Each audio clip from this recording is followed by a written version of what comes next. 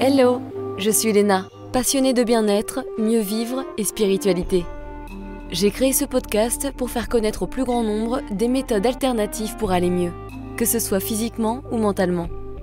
Quels que soient vos problèmes, quelles que soient vos croyances, restons ouverts, restons curieux et testons.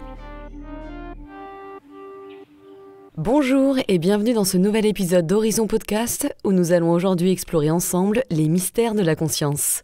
Pour cela, j'ai le grand plaisir de recevoir Mario Beauregard, un scientifique visionnaire et pionnier dans l'étude de la conscience. Il est docteur en neurosciences et auteur.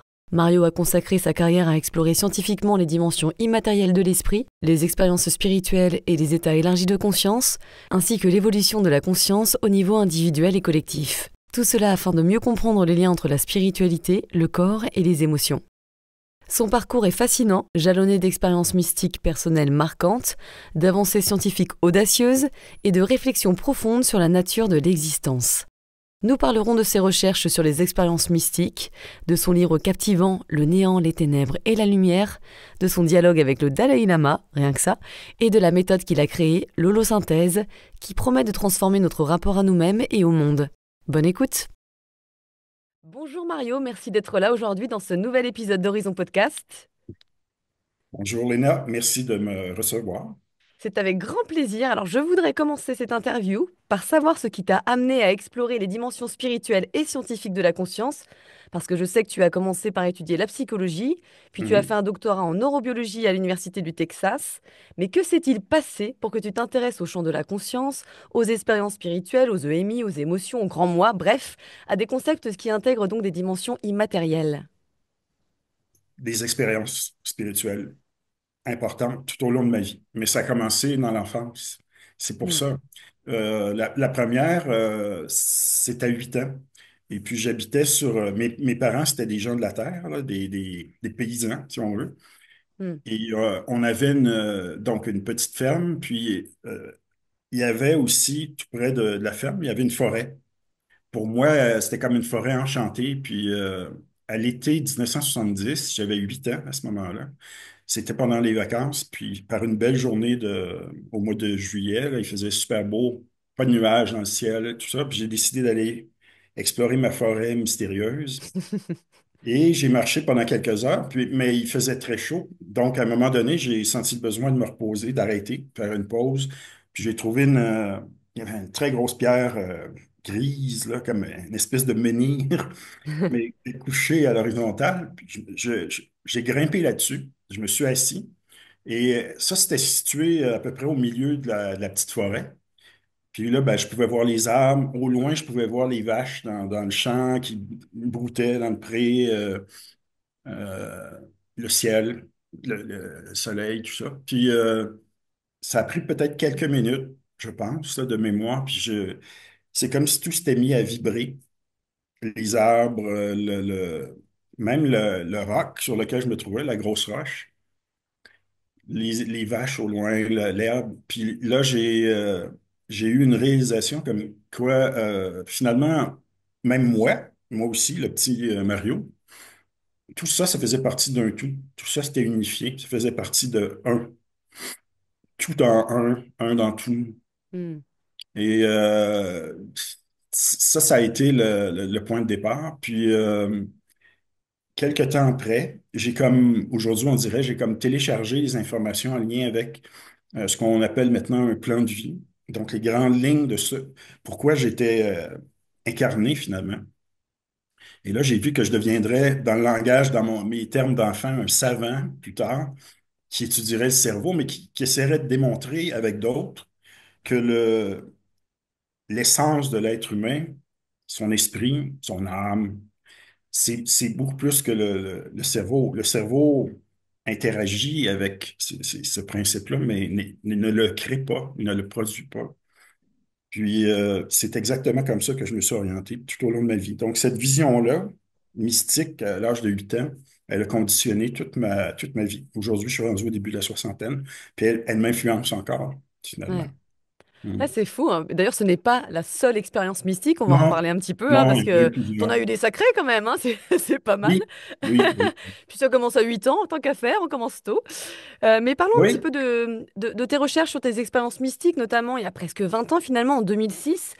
oui, Tu as mené l'étude à l'Université de Montréal au Canada, où tu as oui, utilisé l'imagerie par résonance magnétique fonctionnelle pour examiner l'activité cérébrale de carmélites, mais je crois qu'il y a aussi des oui, moines, euh, oui, revivant exact. des expériences mystiques. Est-ce que tu peux nous expliquer quelles ont été tes principales découvertes? Oui. Ben, d'abord, on a utilisé la résonance magnétique, comme tu dis. Ça, c'est pour arriver à déterminer les régions du cerveau impliquées dans ce genre d'état-là, au niveau mystique. On a aussi utilisé une autre technique qui s'appelle l'électroencéphalographie quantitative. Donc, ça, c'est pour mesurer l'activité électrique, pas juste l'activité en termes de consommation d'oxygène et tout ça. Donc, deux approches complémentaires finalement. Et au niveau neuroélectrique, ce qu'on a déterminé, c'est que plus les gens entrent dans un état de... Parce qu'on a demandé à nos carmélites de rentrer dans un état contemplatif où elles essayaient de se rappeler de l'expérience mystique la plus profonde de leur vie. Mais en faisant ça, elles ont réussi à rentrer dans un état mystique autre que l'expérience originale. Et lorsqu'elles ont été prêtes, elles nous envoyaient un signal et là, on prenait les mesures. Et on les avait complètement isolées au niveau acoustique parce que les appareils de résonance magnétique, ça génère beaucoup, beaucoup de bruit. Alors, on les avait, quand elles étaient prêtes, elles nous signalaient, puis on mesurait finalement. Puis ce qu'on a découvert, c'est que plus la profondeur de la contemplation, puis du sentiment d'union avec elles, ce qu'elles appellent Dieu, dans leur terminologie, la source, la grande conscience, peu importe, euh, plus ça s'était marqué, plus l'activité électrique du cerveau était basse, était faible, de faible fréquence. Donc, plus on se rapproche du point zéro. Et le point zéro, en termes de fréquence, on l'a chez les gens qui vont faire des expériences de mort clinique. Puis dans l'expérience de mort clinique, donc c'est une mort, mais provisoire. Elle est réversible, mais c'est une mort clinique quand même. Donc, pas d'activité cérébrale, pas d'activité cardiaque, pas d'activité respiratoire. C'est ça que ça veut dire, une mort clinique temporaire. Hmm. Puis, à ce moment-là, la fréquence au niveau cérébral est de zéro. Et là, Hmm. la conscience devient complètement libérée du carcan biophysique, de l'équipement biologique Hmm. dont on est doté. Et là, ça permet un élargissement énorme du champ de conscience. Alors, nous, on a observé la même chose chez les religieuses, au fond. Elles ne pouvaient pas arriver au point zéro parce qu'elles étaient vivantes, mais on a vu des ondes de basse fréquence à la frontière entre le θ, par Hmm. exemple. C'est des ondes entre 4 et euh, 4, 7, 6 secondes à peu près, jusqu'à environ 3,54 Hertz, là, 6 Hmm. secondes. Donc, la frontière θ-delta. Et on a retrouvé ça aussi chez des gens on a fait d'autres études comme ça en imagerie. Et on a retrouvé aussi que la même chose chez des gens qui avaient eu une expérience de mort clinique et qui avaient perçu, qui étaient entrés en contact avec ce qu'ils appelaient, eux, selon leurs termes, l'être de lumière ou la sphère de lumière, Hmm. qui pour certains, ils l'associaient au concept de Dieu, si on veut. Euh, et on a vu les mêmes choses finalement. C'est que même phénomène. Donc, pour être capable d'arriver à délocaliser la conscience, à prendre une expansion au niveau de l'expérience, on ralentit la vitesse des ondes cérébrales. Ouais. Et moi, ce que j'ai fait en ayant découvert ça, ben, je me suis dit, mais les journalistes scientifiques qui m'interviewaient, parce que c'est des études qui ont fait le tour du monde, puis ils me demandaient, ouais, mais ça sert à quoi ben, pour monsieur, madame, tout le monde de savoir ça, puisqu'on n'est pas des athlètes olympiques de la méditation, de la contemplation, comme des Hmm. carmélites cloîtrés, ou en quoi ça peut nous aider? Puis il me posait souvent ces questions-là, puis ça me piquait au vif, parce que là, je me Ouais. disais, ouais, c'est vrai, c'est que c'est une bonne objection, dans le fond. Ouais, c'est inconfortable pour toi qui as mené ces études, mais c'est intéressant, effectivement. Oui, mais il disait, oui, c'est bien sur le plan du savoir, la connaissance, mais est-ce que ça a des implications pour la vie quotidienne de savoir ça? Puis là, je me suis rappelé qu'il y avait un phénomène qui était connu depuis les années à peu près 1930, qu'on appelle le phénomène d'entraînement des ondes cérébrales. Ça a été découvert, mais intuitivement, ce sont les chamans dans les traditions chamaniques qui ont découvert ça il y a des milliers d'années, qu'en modulant la fréquence, par exemple, de tambourinage, Mhm. on pouvait amener des gens qui participaient au rituel à entrer dans des états modifiés de conscience. Alors, je suis retourné voir la littérature scientifique à ce sujet-là. Il y avait eu des études d'abord chez des animaux, chez les rongeurs, chez le chat, puis ensuite, il y en avait chez l'humain un petit peu. Et là, effectivement, le cerveau, lorsqu'on le soumet à des stimulations de différentes fréquences, ça peut être au niveau acoustique, ça peut être au niveau visuel, ça peut être pour différentes modalités sensorielles, le toucher aussi. Le cerveau entre en résonance puis se met à produire des fréquences cérébrales semblables aux fréquences de stimulation qui sont appliquées.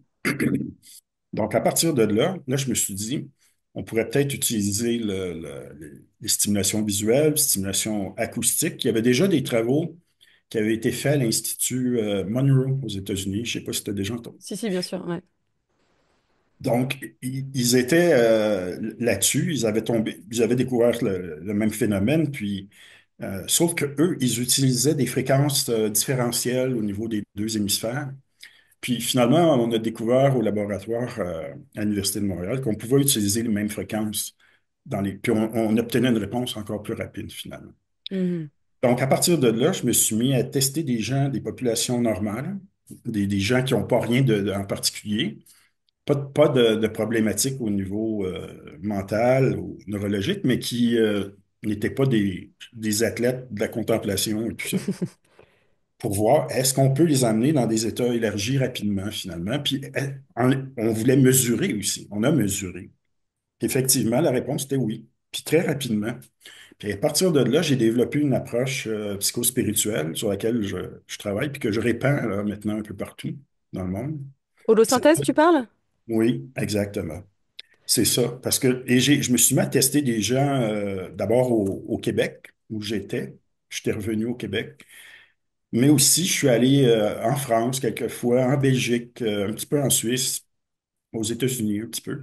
Puis, j'ai cumulé des données pour des milliers de personnes, quelques milliers de personnes. Puis, là, j'ai vu qu'on pouvait vraiment amener les gens dans des états élargis de conscience, puis que si on les guide un peu dans ces états-là, on peut les amener à connecter avec ce que moi, je voulais étudier finalement dans mes études, c'était la connexion avec l'essence spirituelle, le Mhm. monde spirituel.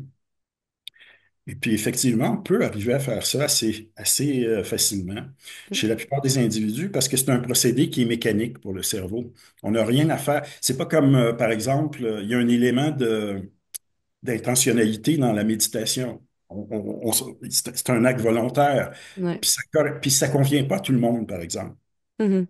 Comme moi, je suis quelqu'un d'impatient, puis j'ai besoin que ça bouge, puis tout ça. Donc, c'est difficile pour moi de m'asseoir puis de méditer pendant 20 minutes.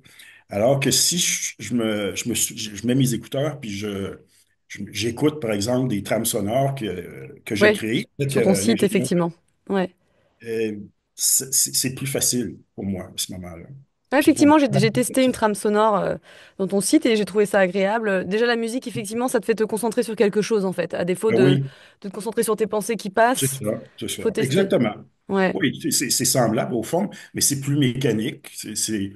On a Mhm. moins d'efforts à faire, si on veut. Puis, mais c'est efficace aussi.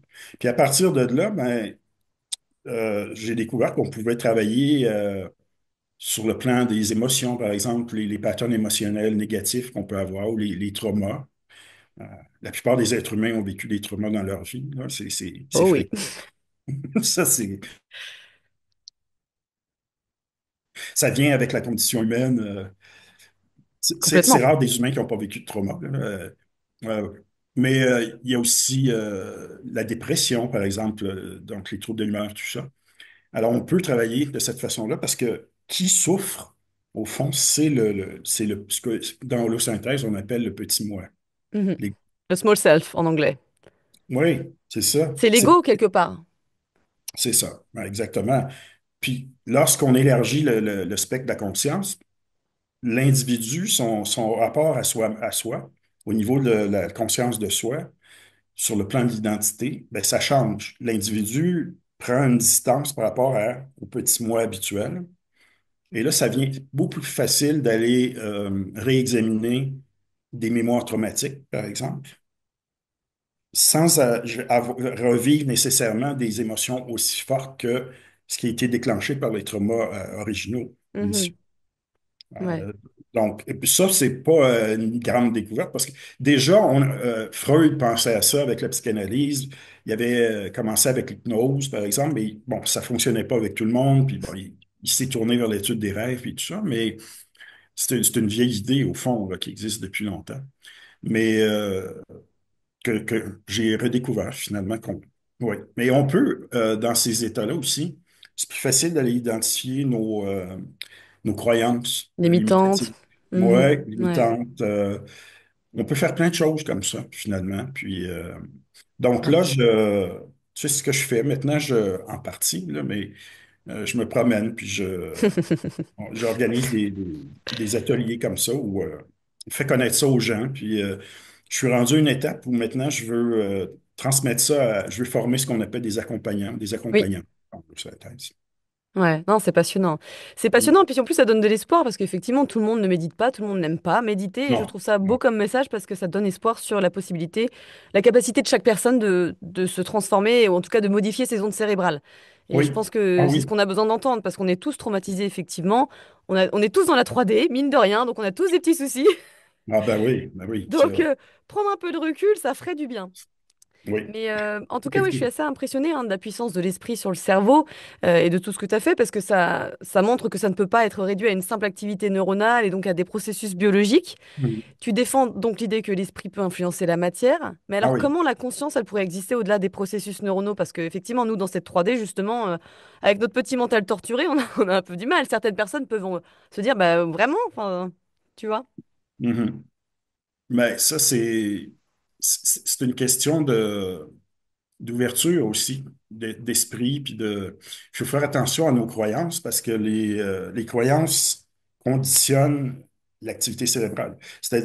Finalement, dans mon laboratoire avec mon équipe de recherche, surtout quand j'étais à l'Université de Montréal, on a fait toute une série d'études qui montraient finalement que ce qui se passait au niveau mental avait une influence directe sur ce qui se passait au niveau cérébral, tel que mesuré par des techniques d'imagerie, là.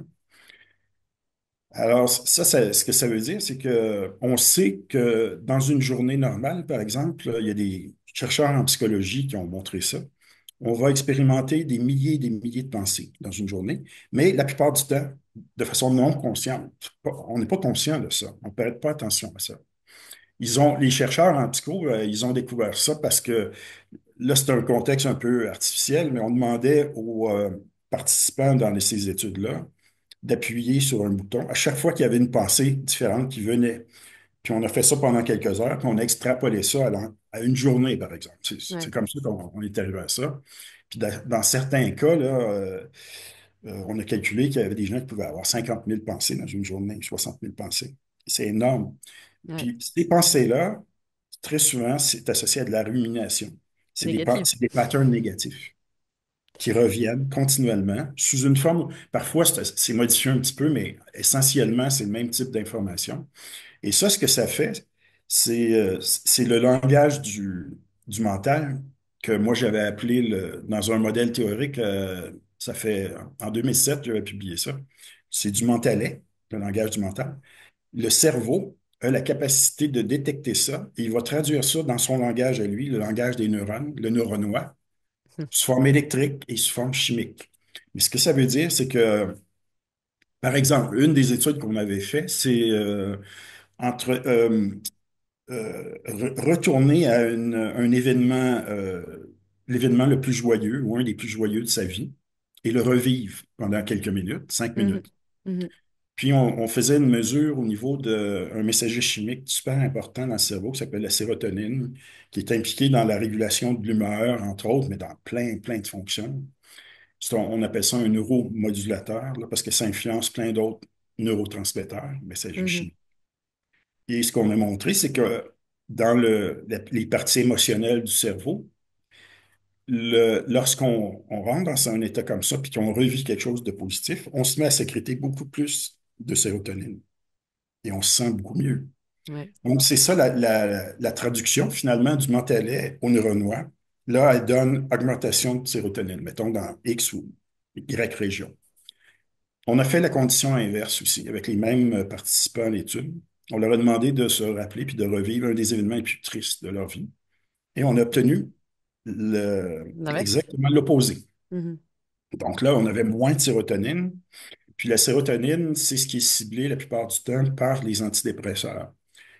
Donc, on essaie de temporairement d'augmenter les niveaux de sérotonine, justement, pour que les gens arrivent à mieux se sentir. Ouais. On essaie de le faire artificiellement, mais qu'éventuellement, le cerveau finisse par se reprogrammer d'une certaine manière. Donc, c'est ce qu'on a montré, mais ce que ça veut dire, c'est les implications de ça, c'est que maintenant, on sait qu'il y a des études on appelle ça des études de corrélation, là, d'association au niveau statistique, qui montrent que des personnes qui ruminent des pensées négatives, ben, pas juste pendant quelques heures ou quelques minutes, mais pendant des jours, des semaines, des mois, des années, voire des années, elles ont beaucoup plus de chances de développer quelques décennies plus tard de la démence.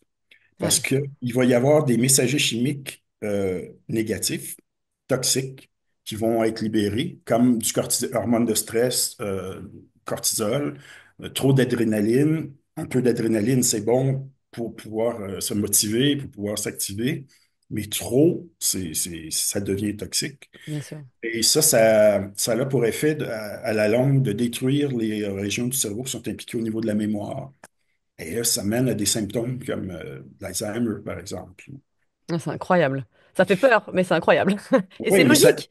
Make oui, oui. sense. Mais ça nous responsabilise beaucoup, par exemple, de Bien savoir ça. sûr. Ouais, ouais, ouais. Et Bah, c'est vrai que moi, je le vois dans ma vie de tous les jours parce que je sais que je suis affaire à ça, parce que c'est des vieux programmes qui se répètent.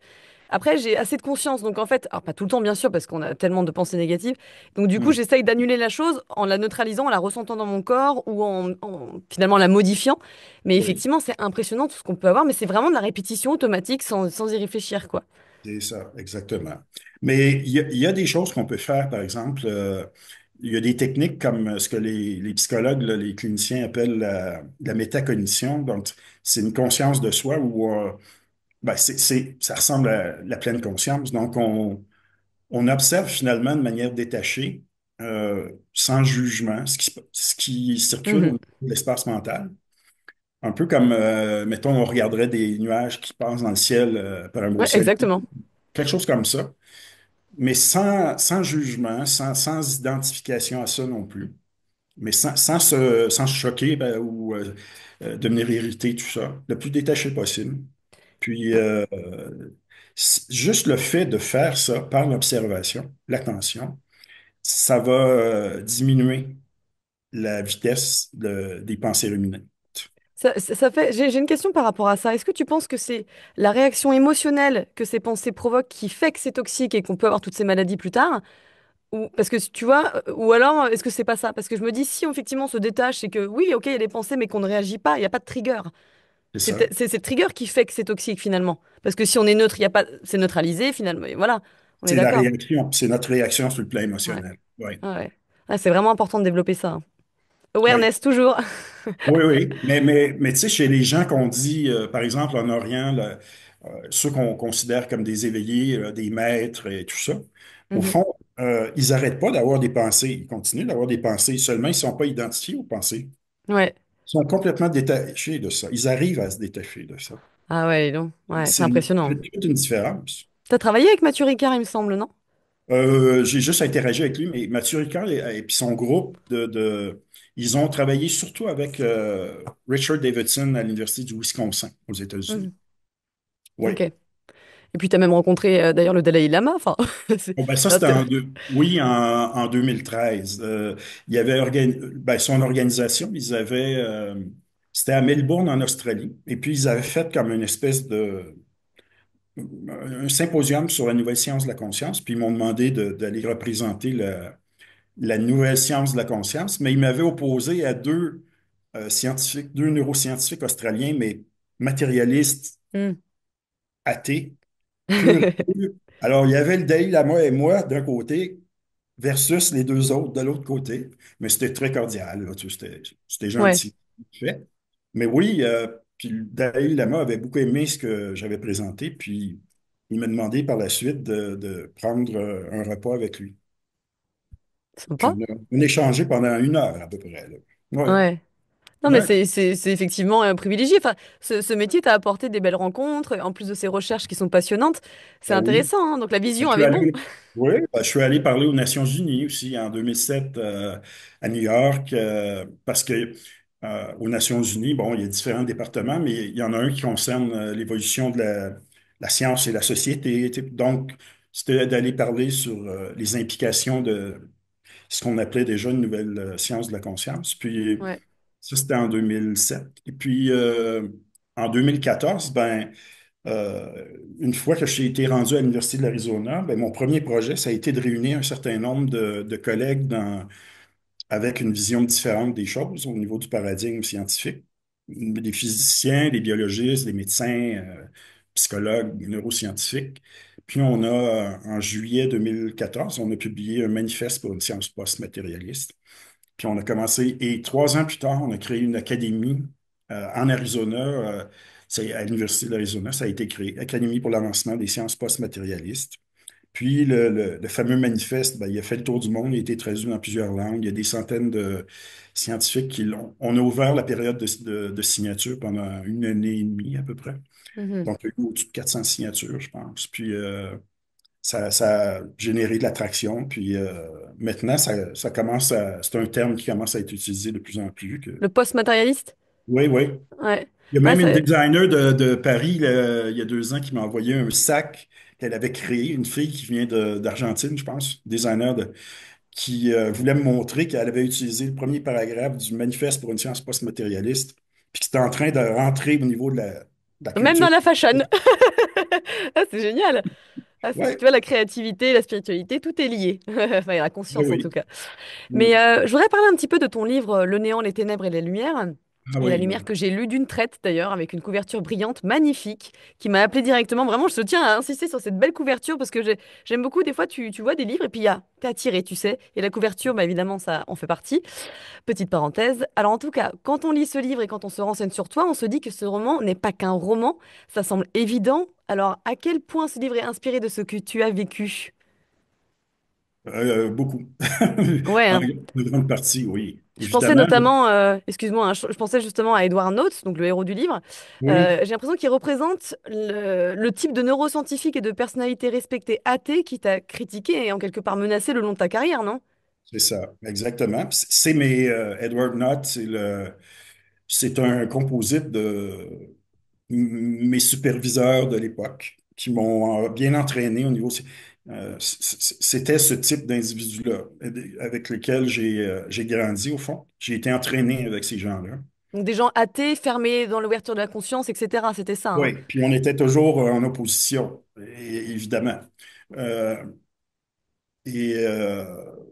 oui, donc c'est ce milieu-là, parce que c'était beaucoup ce milieu-là que j'ai connu pendant mes études en neurosciences, mais aussi après, comme jeune chercheur, tout ça, beaucoup, beaucoup d'opposition. Puis au niveau des expériences, mais j'étais pas je suis pas du tout comme Edward Nutt dans le sens où je suis un gentil garçon. Alors, je suis pas un méchant, Oui, parce que Edward pas Note, comme c'est des quelqu'un méchants. qui est pas J'étais pas du. empathique, qui est fermé, qui n'aime pas Oh, les oui, autres, qui est oui. très dans l'ego, qui vraiment, moi je suis, j'ai eu un prix Nobel, etc. C'est Oui, vraiment, oui, ben, ça, ouais. je connais plein d'individus comme ça dans cette là. Mais ça, c'est souvent des gros égos. Tu sais, comme dans toutes les sphères d'activité humaine, en politique, en économie, dans les sports, c'est un monde de gros égos, là. C'est très, très Ouais, souvent.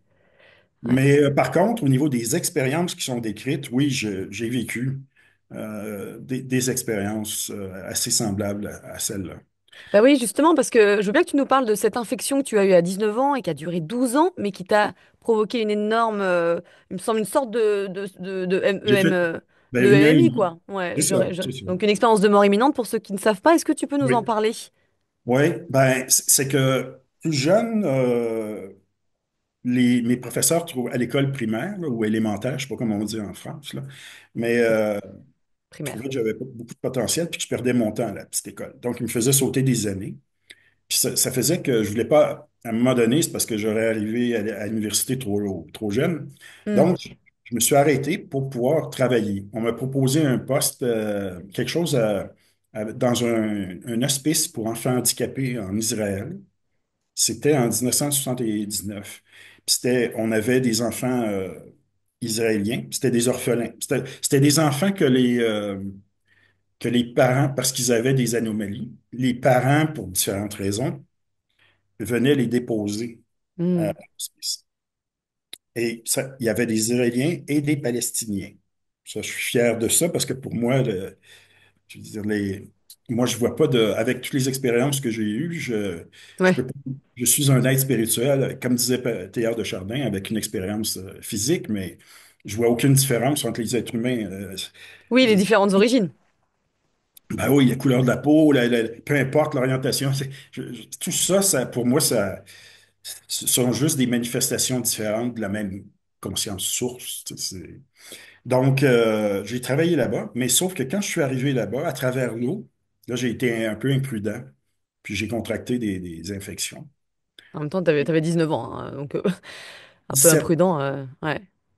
Donc, t'as 17. contracté une infection alors. Oui. Et là, il y avait une infirmière suissesse justement, mais qui me traitait avec du charbon végétal activé. Elle m'a aidé à remonter. Sauf que quand j'ai commencé l'université après ça, une fois retourné au Québec, lorsque, à un moment donné, c'était le début de la deuxième session, puis je me suis retrouvé avec toute une panoplie de symptômes physiques, puis j'ai été obligé d'abandonner mes études, puis j'ai été couché dans un lit. J'ai retourné chez mes parents à la campagne, ils m'ont hébergé, euh, et puis on ne savait pas ce que j'avais, mais je ne pouvais plus manger, j'avais plus de force, d'énergie, je maigrissais, puis ça a pris 7 ans avant qu'un médecin puisse trouver. Et celui qui a trouvé, c'était un chercheur reconnu internationalement à Montréal. C'était un spécialiste des maladies infectieuses tropicales. Il a eu l'idée d'aller vérifier au niveau du sanguin certains paramètres que les autres médecins n'avaient pas considérés. Puis il a fini par découvrir qu'est-ce qui était arrivé. Puis on a découvert que j'avais été inflammé au niveau du cerveau, euh, un petit peu comme, je sais pas si tu connais Eben Alexander, le neurochirurgien américain qui a eu une expérience de mort. En fait, c'est un petit peu similaire.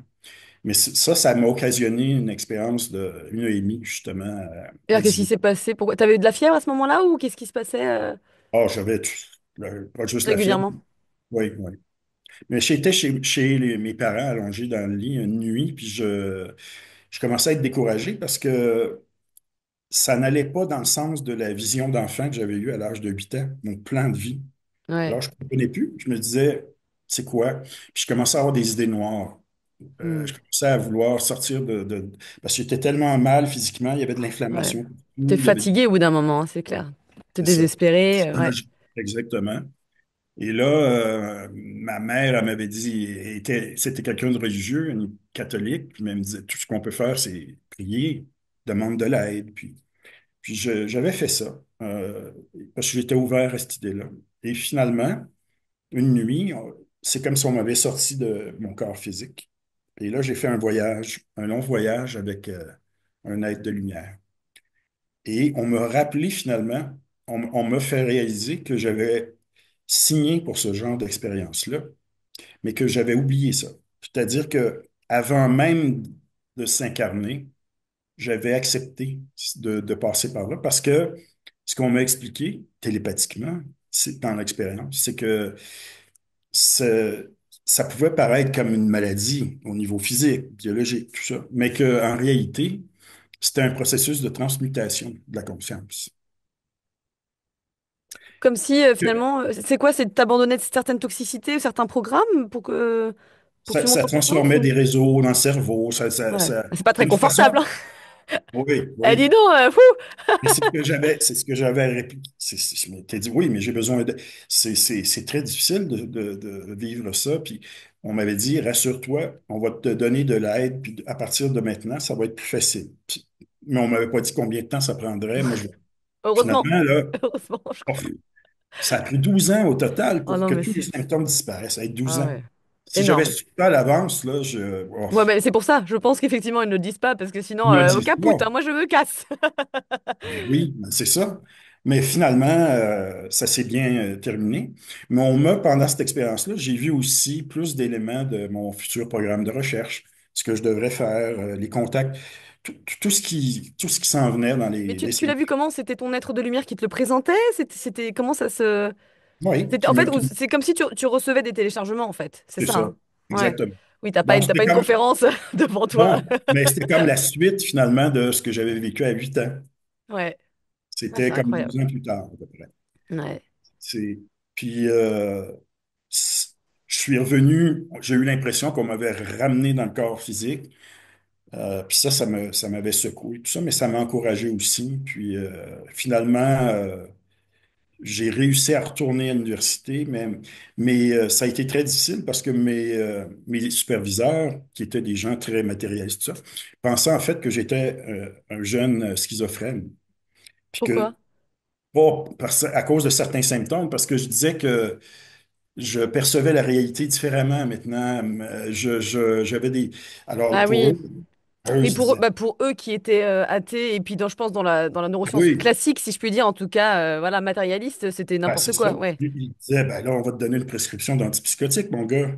C'est comme. Ouais. Donc, ça a été très difficile, mais il m'a fallu avoir une lettre justement du médecin en question qui avait identifié pour dire, ben là, il a progressé, tout ça. Mais le médecin m'avait dit, j'ai vu des cas semblables au tien, puis il y a quelque chose de hors norme dans cette histoire-là, parce que les cas que j'ai vus, aussi sévères, ils Mm. sont soit décédés, les gens, ou handicapés complètement à vie, puis jamais ils n'ont pu se relever. Ah, c'est fou. Puis là, ben, je lui avais dit, t'as-tu l'esprit ouvert? Puis il avait dit, jusqu'à un certain point. Bon, j'ai dit, je vais te raconter une histoire. Puis je lui ai raconté l'histoire. Et là, il a fini par me dire, oh, je te crois, parce que nous, médecins, on n'est pas omniscients, on n'a pas la connaissance absolue, tout ça. Ouais. Plein de choses qu'on ne comprend pas finalement. Tu sais, alors, c'était ça. Mais oui, ça aussi, ça a été une expérience marquante. Puis Ouais. dans le livre auquel tu fais référence, ben, j'ai comme ramassé un peu certains aspects de cette expérience-là. Bien sûr. Ouais, ouais, ouais.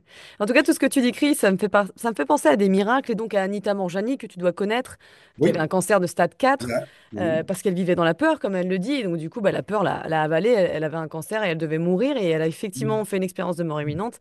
oui, Et l'oncologue, elle était à Hong Kong à ce moment-là. oui, Il lui a dit en off, hein, parce qu'après, il y a un journaliste qui l'a contacté, il voulait pas du tout s'y identifier, mais il lui a dit en off, oui, c'est pas la première fois qu'on voit ça, c'est rare, mais ça arrive, c'est des miracles, on peut pas l'expliquer. Donc c'est difficile pour eux parce que, bah oui, ils ont étudié de toute façon en 10 ans d'études pour certaines choses. Ils ont pas toutes les réponses et c'est très difficile, je pense, de leur côté. oui. Mais Ça prend beaucoup d'humilité finalement pour être capable ouais, de reconnaître ça, de l'accepter, ouais, ouais, puis ouais, d'accepter qu'ils n'ont pas toutes les réponses, puis qu'ils ne comprennent pas tout finalement. Ouais. exactement. Dans ce livre, tu parles de l'un, donc j'imagine Dieu, la source, peu importe comment on l'appelle, mais toi tu l'appelles l'un, qui serait le créateur et qui dialogue avec le héros. Est-ce que ces enseignements que l'un y transmet sont issus des dialogues avec ce guide que tu as eu, ou en tout cas, pour toi, quel est l'enseignement, ou quels sont les enseignements principaux que tu transmets là-dedans? Ben oui, c'est des enseignements que j'ai reçus lors de cette expérience-là, mais aussi lors de d'autres expériences mystiques que j'ai eues au courant de ma vie. Ben, les principaux... Au fond, si on regarde le message qui se dégage là, de ce livre-là, ce qui est présenté sur le plan de la métaphysique, si on veut, là, notre compréhension du réel et tout ça, ça ressemble beaucoup à, je trouve, la vision du Vedanta indien, au fond. Parce que le C'est-à-dire, Vedanta, ben, ce qui est une tradition spirituelle, finalement, mhm, le Vedanta indien, où c'est une forme de, finalement, ce qu'on réalise là-dedans, puis c'est ma vision aujourd'hui aussi de comment je vois le monde. pour moi, maintenant, avec toutes ces expériences-là que j'ai eues, il n'y a qu'un phénomène. C'est un principe, on parle de monisme, là, au niveau philosophique. C'est un monisme idéaliste dans le sens que il n'y a que la grande conscience qui existe, avec un C majuscule. La source, l'un, on peut l'appeler de différentes façons. Euh, Lorsque notre conscience se retrouve identifiée à ce niveau-là, on est capable, on perçoit ça comme ça. Mais lorsqu'on est à des niveaux inférieurs de conscience, par exemple, on va percevoir une séparation, une dualité, de la polarité, etc. Et ça, c'est comme une grande pièce de théâtre à l'échelle cosmique, un jeu cosmique finalement de la source qui évolue d'une certaine façon à travers toutes ces manifestations, tout ce qui existe, pas simplement l'espèce humaine, mais les végétaux, les animaux. La source se retrouve dans tout ce qui existe, à mon Ouais. avis.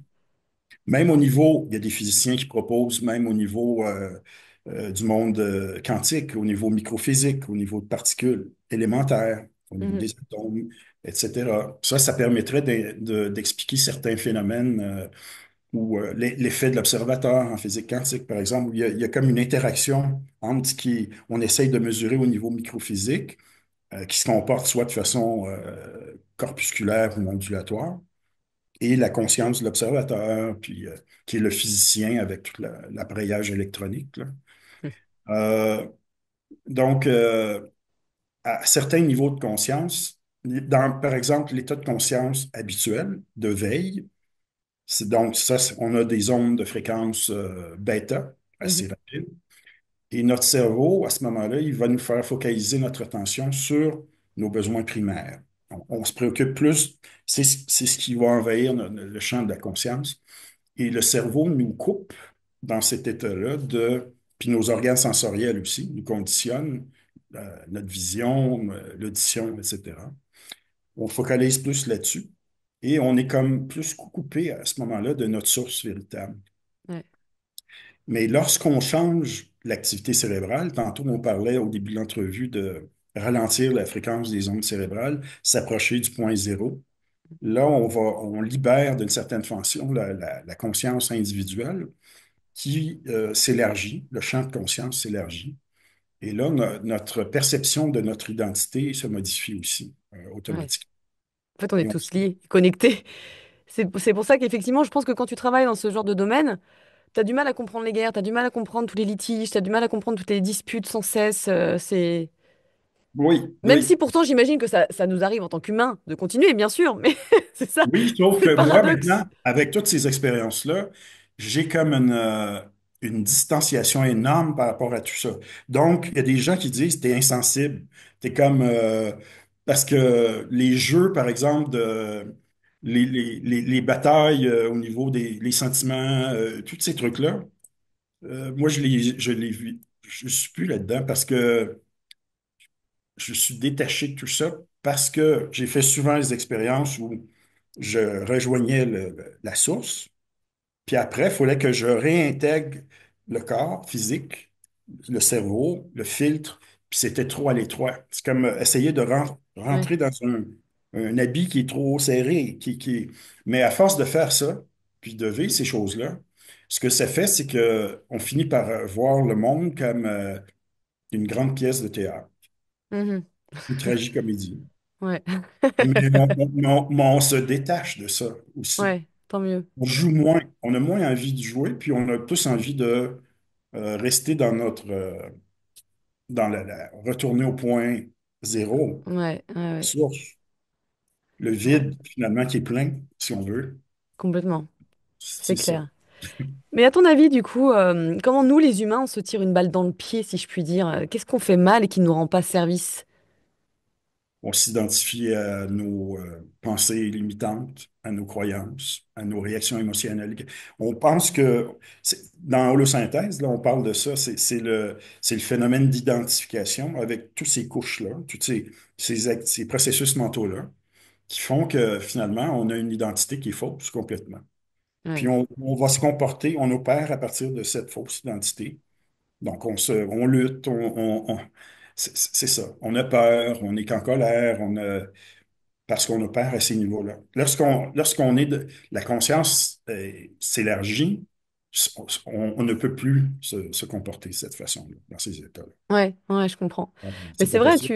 tu le vois, hein, enfin, et on le constate, on vit tous beaucoup dans la peur. Et la peur, si tu suis l'échelle de la conscience, tu sais, selon David R. Hawkins, par exemple, la Mhm. peur ou toutes ces émotions denses, difficiles, elles sont très très basses dans la conscience, alors que l'amour, évidemment, très léger, tu peux le ressentir quand tu te sens heureux, Oui, quand tu as de la joie, tu as de la paix, t'es léger.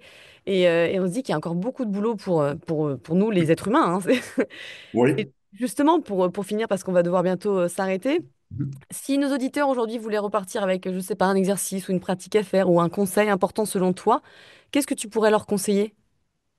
De faire une pause à tous les jours, on sait maintenant que ça génère de la neuroplasticité positive, donc ça permet de générer des nouveaux neurones, des nouveaux contacts entre les neurones qu'on appelle des synapses, des contacts synaptiques, tout ça. Donc, de la bonne neuroplasticité dans le cerveau.